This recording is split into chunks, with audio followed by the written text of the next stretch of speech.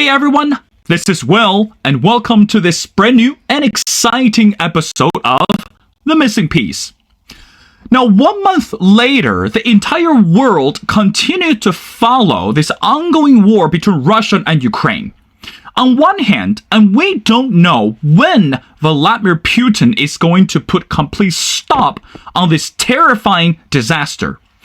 But on the other hand, people are asking the question, especially within the international community, how far and how wide this war could impact not only the countries in the States, but also the countries across the continent.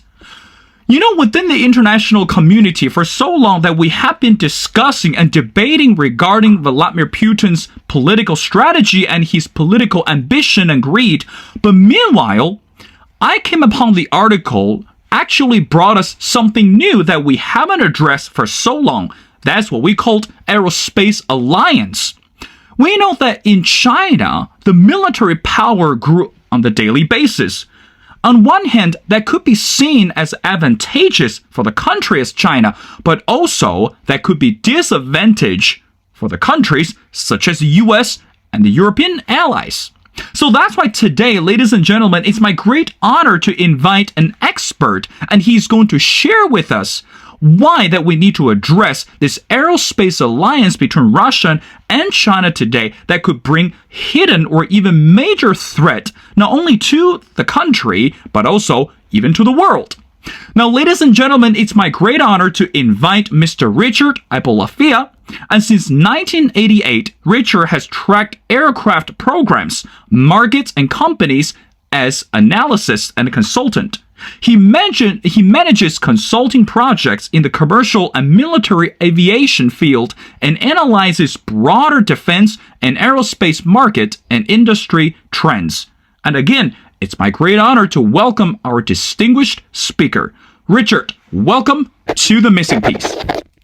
Thanks so much, Will. Great to be here, and thanks for having me on your program. No problem, Richard. The pleasure's all mine. Now, as I mentioned before, as the world continued to focus on the ongoing war in Ukraine at this moment, everyone is talking about Vladimir Putin's political greed and political strategy, but very seldom that people understand another perspective, that is the military, the Aerospace Alliance. Richard, can you help us to understand from the foundational level, why is it so crucial that we need to pay attention to this aspect? Well, you know, it's interesting. Aerospace, of course, is one of the great capabilities that a country has on a national security level, on a technological level, and on an economic level. The aerospace kind of sits at the confluence of those three important dynamics and metrics. And you look at the great aerospace powers, Russia has a great deal of knowledge, but not much market. And that's, of course, a function of their economy. You know, their economy is roughly the same size as somewhere between Texas and New York, you know, and somewhere between Spain and Italy. It's you know, just not that important as a country aside from the oil wells and the nuclear weapons. But China is important in terms of their economic power and the amount they spend on their military. So the idea of them getting together and pooling requirements, money, resources, know-how, all of these things, I think represents a bit of a threat because of the sheer critical mass of what they would bring together. And the reason I wrote my article was basically to explain that even though this represents a major threat, a major concern, really their goals and objectives are kind of misaligned here. You know, Richard, it's so interesting that, again, we talk about the military power and we talk about how far and how much that Vladimir Putin is willing to sacrifice in order to win the war or in order to overcome the territory. But on the other hand, that again, based on this article that you wrote amazingly well, that to say that China has become the major suppliers for Russia, or, you know, China today is standing at the international stage, able to produce, you know, I think one paragraph that you dedicated to regarding this engine production. Can you help us to understand how powerful is China today in terms of supplying and providing materials to Russia or to any other countries in order to enhance the aerospace power? And the second thing is, can China survive on its own given this current economic perspective? Yeah, I think the important thing to remember is that we're talking just potential here. You know, China is clearly on an upward trajectory. They're spending a great deal of money and resources in order to create frankly, an amazing aerospace juggernaut and a military capability. Russia, by contrast, is a little bit of a hollow force, both in terms of its military, its warfighting capabilities, and its industrial and technological potential. They have a lot from the past, but in terms of future technology creation, not so great. So you look at what could happen here, you know, in the event they somehow could line up their capabilities, China could conceivably become one of the major sources. Right now, you know, China is primarily, their objective is to provide their own weapons, and a great number of them. They're starting to export, you know, countries like Pakistan, countries like Bangladesh, a lot of countries in Africa, some other countries in Asia like Laos and wherever else. And there's been talk of them ramping up with helping Russia. That would be concerning.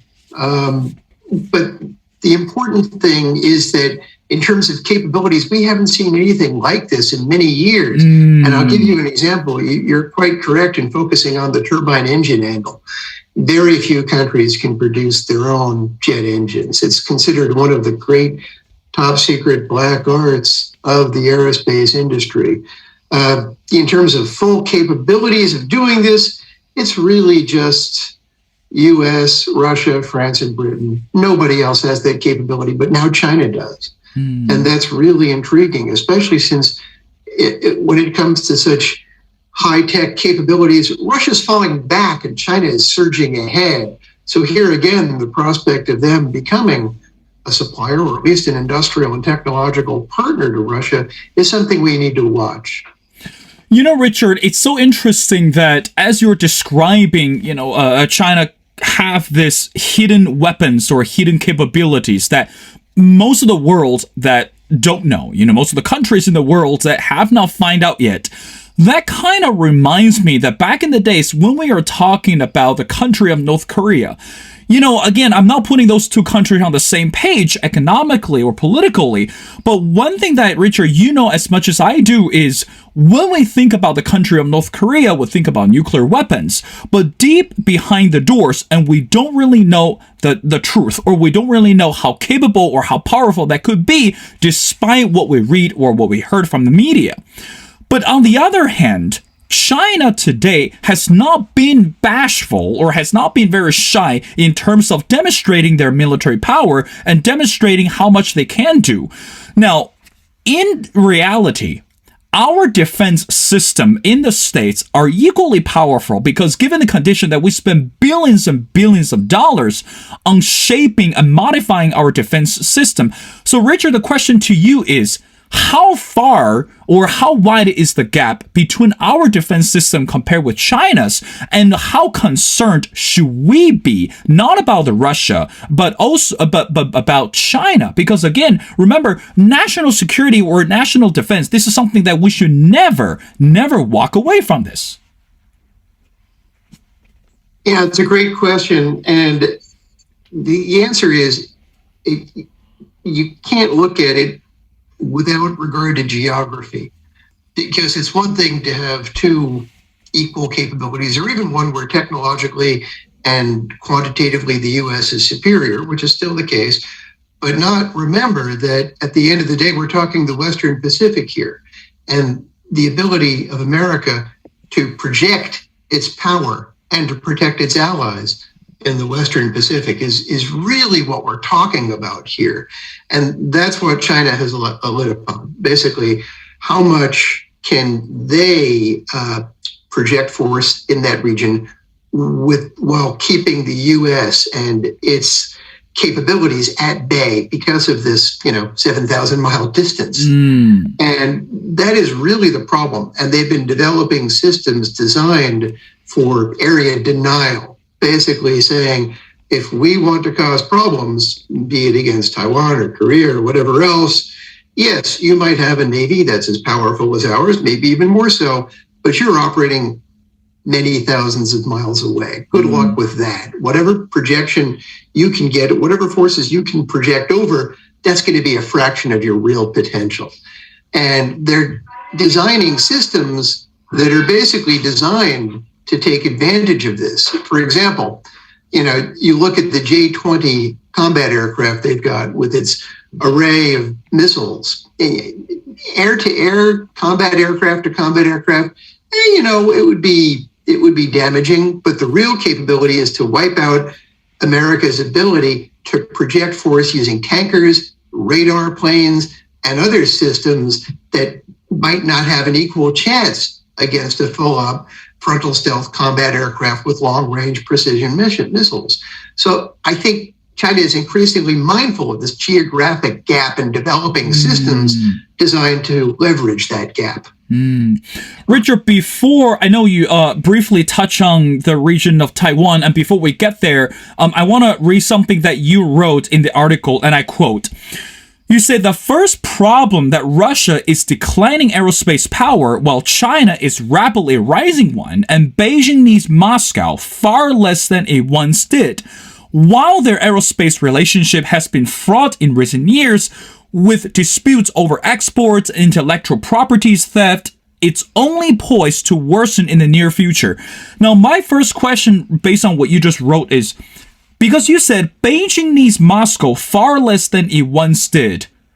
I guess for someone or for people who aren't familiar with the aerospace history, since when was the glory period that Moscow was actually supporting Beijing in terms of this aerospace power? And now, what are the reasons that Moscow began to distance itself or reduce its credibility for Beijing? I mean, you think about this, even though we know that Vladimir Putin is behind the door, is guiding this war at this moment, but again, as I said, he knows he's going to lose in the end. But there's going to be some reason for him not to give up. There's going to be some motivation for him not to quit. Is it all because of China has not done anything to curb the widespread? Yeah, it's interesting. You look at the history here, and once upon a time, China was effectively a client state of the USSR. We all remember those days, those of us old enough. Sure. And pretty much everything in the Chinese Air Force and Navy and any item of capital equipment that they might need was either directly imported or locally produced, but with the blueprints coming from Moscow.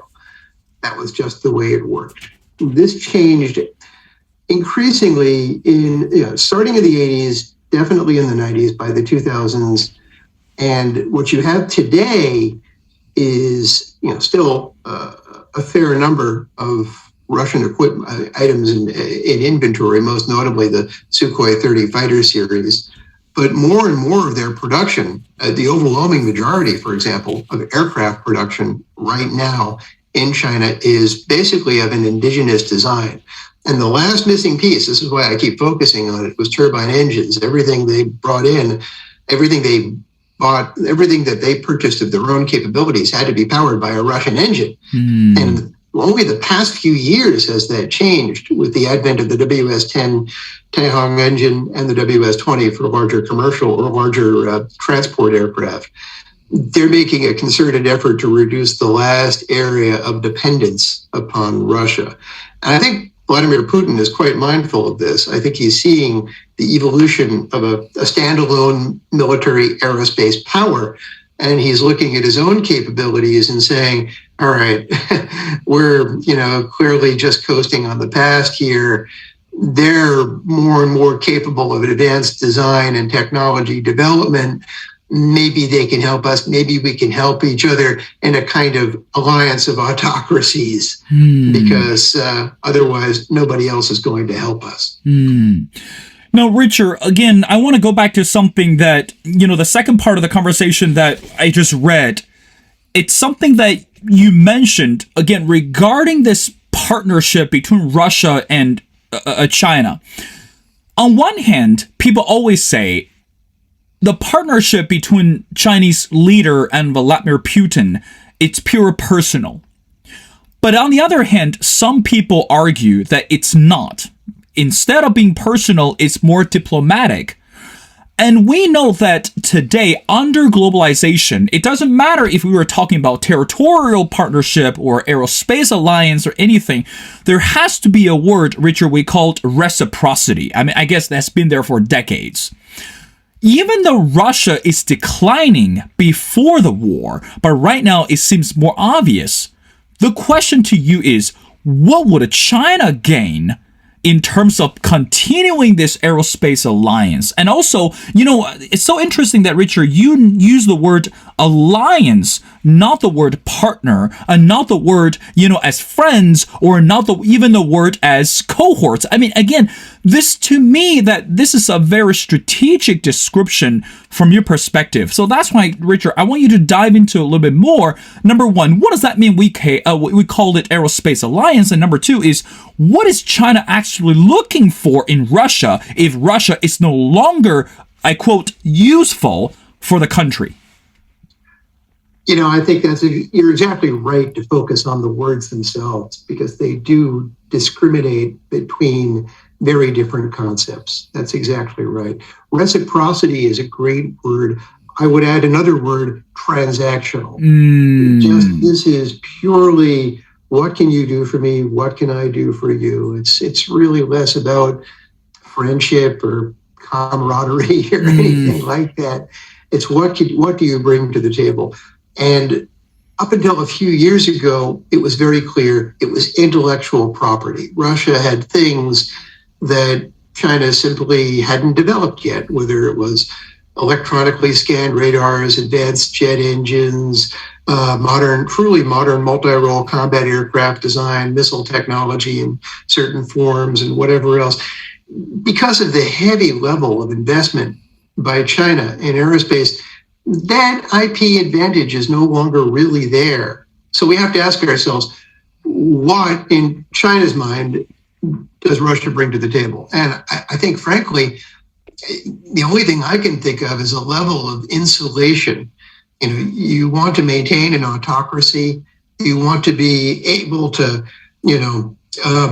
make your argument that you shouldn't have to play by the rules of a global trading system, or pretty much any rules, really, whether it's human rights or anything like that. So you have this other power that's your friend, and you have a lot in common with them. They reinforce you, you reinforce them. The question becomes, I think, how long before China looks at Russia and says, this might not be reinforcing, this might be one of those obligations. This is a crumbling superpower that's not going to make us look good at all. And I think that's one of the great weaknesses of this relationship between the two. Richard, I want to bring the region of Taiwan coming to the conversation. For years that, again, I hope and I pray that would never turn into the reality, is the region of Taiwan today has been closely monitored by mainland China. And since the outbreak of the pandemic, and also the entire sudden invasion from Russia to Ukraine, people in Taiwan and the Taiwanese government are feeling more, if I can call it, more terrified and more alerted than ever. Because again, it's not just about what the Chinese government is doing to, or could do to the people in Taiwan, but in terms of this military power and, this airspace patrolling, the oceania patrolling, putting everything together, this could be a major threat to the government in Taiwan. So, Richard, from your perspective, how concerned should the U.S. government be if China, or hypothetically China, were to take action against Taiwan this year, and in terms of balancing this military power, how much do you think that U.S. should involve in terms of defending Taiwan to be against China, or to protect Taiwan from this military invasion, hypothetically? I think there's both bad and good news on the question of Taiwan that's come out of the Ukraine tragedy. The bad news is clearly the days of going after another country despite the wishes of its people by autocratic powers clearly is not in the last century. Clearly it's still a threat, and that's very concerning, especially since the autocratic regime in mainland China is clearly has quite a lot in common with that in Russia. The positive news, I think, is we're learning so much about what can be accomplished by a country that is motivated, that really wants its own independence and doesn't want imperial rule, effectively, and what they can accomplish using defensive weapons. From my standpoint, I think we need to learn from this about the importance of deterrence. And I think the U.S. needs to be a lot more aggressive about the weapon sales it permits to Taiwan, using, again, the lessons learned in terms of the importance of standoff missiles, the importance of anti-ship missiles. That's one of the great lessons here coming out of the Black Sea engagements we've seen. And of course, the uses of deterrence, positioning U.S. and allied forces. I would add that as another lesson. You'd already seen the advent of the Quad in Asia as crucial to Taiwan's possible defense. That's right. And of course, Japan's increasing concern and South Korea's increasing concern. You look at the role of NATO in the Ukraine tragedy. A year or two ago, French leader Emmanuel Macron had turned NATO brain dead. That's very clearly no longer the case. NATO is incredibly relevant. Countries like Finland and Sweden are now saying, how can we join? How do we fill in our application form? I think we need to apply this lesson to Asia more than ever in terms of making the countries of the Quad aware what's at stake in Taiwan, South China Sea, and elsewhere. Richard, in reality, that again, reports after reports that we covered extensively, and I'm sure that you are mindful as well, in terms of technological advancement, China in today, it's actually on this, what we call drawback pace. So in other words, everyone is expecting that China is growing militarily, politically, or even economically. But in reality, Richard, technological advancement has been a major hurdle, or has been one of the major hurdles for mainland China. So in other words, comparing with other countries, China is slowly trying to catch up, or slowly trying to being back on the right track in terms of competing with other countries. Now, with that said, if China is actually trying to pick up the paces in terms of technological advancement, why can't we stop China right now? So in other words, what can we do? Continue to slow their progress, because we know that 1.4 billion population, it's not going to solve the problem overnight, or the government is not going to turn the table within a week or within a month. So in other words, why can't the U.S. or why can't our allies to bring this joint effort together to slow down or try to provide greater obstacles for their technological advancement, and so that their military power or their aerospace power is no longer going to be effective in the long run? Yeah, I think it's a great question, and I think there are two things to think about here, at least two things that come to mind from the standpoint of my heavily aerospace focus. One is we've learned a lot about China's intent in terms of cyber espionage and gathering information. That is absolutely an area where the allies of the Pacific and, of course, NATO need to make that absolutely seamless. There needs to be a very clear demarcation. This is what we need to keep to ourselves, and this is how we need to defend against intellectual property theft, whether it's on the ground by individuals or, of course, over computer networks and whatever else. And a lot has been lost. That's very obvious. It's very clear with what they've stolen from F-35 intellectual property and what they've applied to their own FC-31 that they have had access. We need to find ways to absolutely cut that off. And the second thing we need to think about, we have been doing, is moving towards a clear definition of military end user certification for aerospace technologies.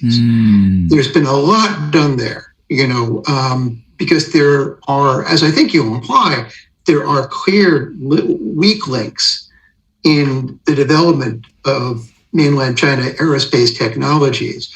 And I'll give you an example. A lot of the items in their commercial aircraft development programs are kind of, as you might imagine, many cases in the aerospace world, they're dual use, right? So for years, China has had a national turboprop transport, the MA700, the modern ARC 700. Back last year, the Canadian government, in conjunction with the US, put the turboprop jet engine with a turboprop gear and propellers in the front, basically on that list. That effectively killed the plane. Yes, China will be able to develop its own turboprop, but that will take resources. It won't be as good. And I think we need to think about applying this template more and more whenever there's the risk of dual use from the transfer of civil aerospace technology. We need to stop that immediately because it's pretty clear where it's ultimately heading. Richard, I know you're very busy, and I got two more questions before letting you go, and I want to go back to the article that you wrote, and I quote, Russia and China are increasingly closed societies, and closed societies produce terrible aircraft. If aircraft designers can freely shop for systems and technologies worldwide, they are saddled with domestically produced equipment that never have to become competitive against imports. Now, going back to that one, Richard, today, how would you describe or how would you define the definition of closed societies? Because, hey, listen, brother, we're living in this age that 2022 and everything's supposed to be more transparent and given this technological platforms and, I will say, I'm not calling the hackers, but you could actually get a lot more dirt than anything you ever imagined, by using the technological advancement. But by reading this paragraph, you say China and Russia today increasingly close the societies. One thing boggles my mind is, what does that mean to be close to society? Does that mean you're saying that China, it's only open a small proportion to the world, but the large proportion of the world is a large proportion of the society is unknown? Or you're referring something else regarding this short description? I'm referring to their ability to access ideas and people and technological and industrial inputs from anywhere outside of China. If you're building a plane in China, let's start with building a plane in, an open society, Canada. The engineers can look anywhere around the globe for the very best braking systems, the very best avionics. Most of the value add of an aircraft or any aerospace technology is the components. It's not the finished product. That's just a thin sheet of metal. It's the stuff that goes inside. So if you're a Canadian or a British or American or Taiwanese engineer and you're building a plane, you can shop around the world for the very best components. If you're building a plane in China, it's closed. You have to get your brakes built in China. So that limits competition, that limits innovation. Similarly, it's astonishing just how little China has been able to attract talent from people who didn't come from China. One of the great strengths, I think, in America and, anywhere really that's an open society is their ability to say, come and work here. And you get really good engineers who come and work here. In my company, Aerodynamic Advisory, we have a couple of immigrants. They're excellent. And they have engineering degrees and they're really good. And that's true for any open society. And then on top of that, you just think about what you just said, the importance of the internet and using all the tools and information technology.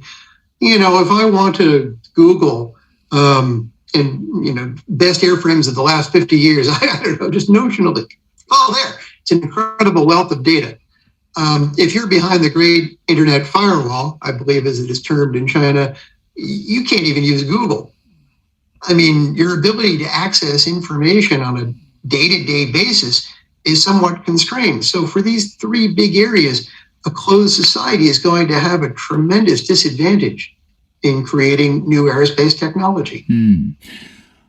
Richard, I want to end our conversation again by going back something that you wrote in the article. Again, you said, because China and Russia stand little chance of finding common ground with aviation or defense equipment, but that simply doesn't mean they won't harmonize in other ways, such as agriculture. You know, it's so interesting that, again, even though that we know the fact that China has not openly condemned Russians' behavior in terms of invading Ukraine, and also China has not openly shared their, political perspective, continuing this brotherhood or continuing this relationship with Russia. But that doesn't necessarily mean that behind the doors, those two leaders or those two countries aren't going to work together. So there's still a lot more perspective. Now, Richard, again, going back to the aerospace, hypothetically, if the war ends tomorrow, between Russia and Ukraine at this moment, it's going to take a long time for Russia to rejuvenate or to recover from the devastation. Now, how significant is it for the U.S. government to pay attention that China is going to handle a country such as Russia and meanwhile such as countries such as North Korea at the same time? So in other words, do you believe, or how significant it is for U.S. government to believe that China is actually going to play a bigger role or even more profound a role in terms of enhancing its interest in dominating the world? I think that's exactly right. Foreign Policy, the same magazine I just wrote that article for, had a terrific piece a few weeks ago saying the one big winner here is potentially China. Their ability to take advantage of the situation and leverage their role is one of the bigger concerns I think people should have from this entire tragedy. At the end of the day, Russia is a fake superpower. It's, that's been made abundantly clear by this disastrous series of events. But China is on the increase still. They have grave limitations and weaknesses, but they're still out for a bigger role in the world, and they're going to seize this crisis as an opportunity to make themselves bigger. And that might involve helping Russia get back on its feet militarily, technologically, in any number of ways. I think it's probably the biggest single second order effect that could come out of this disaster.